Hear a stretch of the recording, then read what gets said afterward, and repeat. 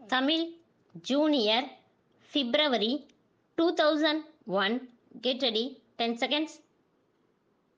5 seconds. Start.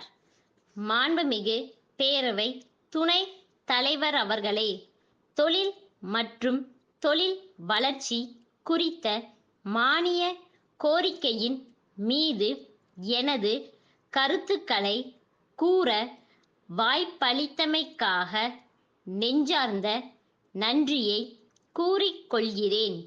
எந்த ஒரு நாடானாலும் மாநிலமானாலும் தொழில் துறையில் முன்னேற்றமும் மறுமலர்ச்சியும் காண வேண்டுமென்றால் சட்டம் ஒழுங்கை நிலைநாட்டி சீரான ஆட்சியை நடத்தும் திறமை மிக்கதொரு அரசாக இருக்க வேண்டும்.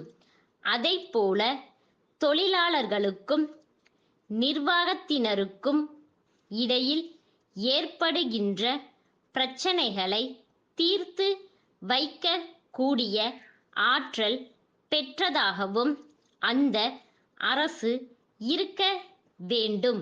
இந்தியாவின் தற்போதுள்ள சூழ்நிலையில் தமிழ்நாடுதான் அமைதி பூங்காவாக விளங்குகிறது. தொழில் முனைவர்கள் ஆர்வத்துடன் தொழில் தொடங்க முன் வருகின்றனர். இதனால் வேலை வாய்ப்புகள் பெருகுவதோடு நாட்டின் பொருளாதாரத்திலும் வளர்ச்சியை காண முடிகிறது.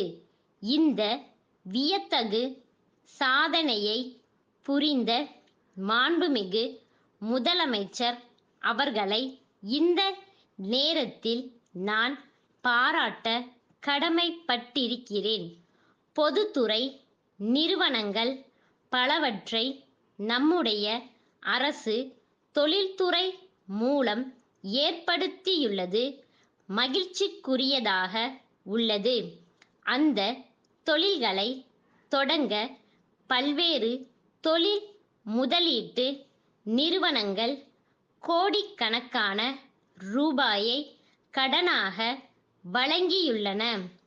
பின்தங்கிய மக்களின் நலனில் அக்கறையுடைய அரசு இந்த பொதுத்துறை நிறுவனங்களில் இட ஒதுக்கீடு கொள்கையை நிறைவேற்ற முன்வர வேண்டுமென்று கேட்டுக் கொள்கிறேன். இன்றைக்கு பெரிய தொழில்களின் வளர்ச்சி சிறிய தொழில்களை நசுக்கிவிடுமோ என்று அஞ்சுகிற அளவுக்கு அவற்றிற்கிடையே போட்டி நிலவுகிறது.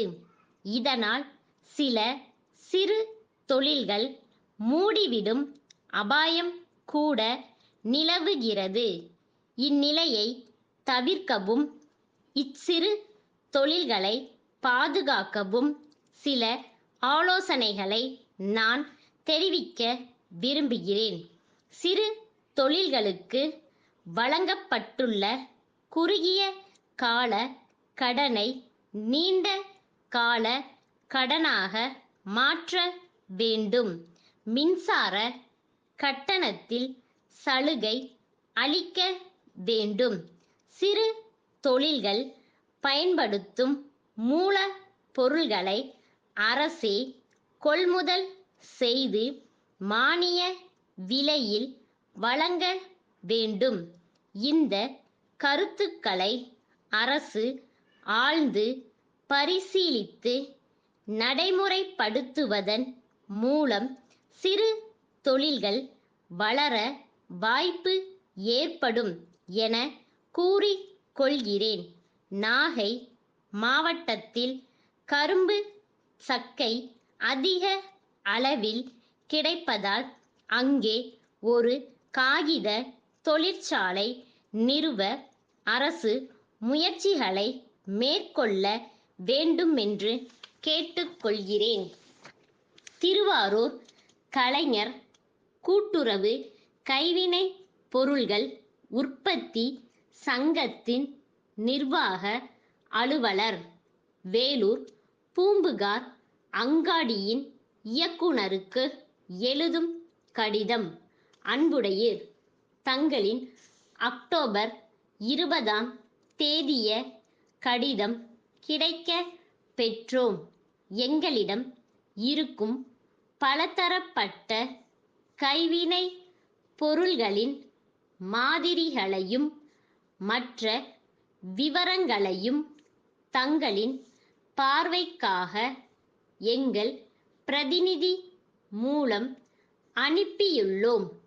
அவற்றில் தங்கள் பகுதிகளில் உள்ள பொதுமக்கள் விரும்பும் பொருட்களை குறிப்பிட்டு தகவல் அனுப்பினால் அதற்கு தகுந்தாற்போல் தங்களுக்கு வேண்டிய பொருட்களை அனுப்பி வைக்கிறோம் என்பதை தெரிவித்துக் கொள்கிறேன். ஒவ்வொரு பொருளிலும் 10 எண்ணிக்கைக்கு மேற்பட்ட ஆணைகள் பெறப்பட்டால் குறிப்பிடப்பட்டுள்ள விலையில் 10% கழிவு தர சம்மதிக்கிறோம் என்பதை தெரிவித்துக் கொள்கிறேன். தங்களின் ஆதரவான கடிதத்தை விரைவில் எதிர்பார்க்கின்றோம். தங்கள் நம்பிக்கையுள்ள ஸ்டாஃப்.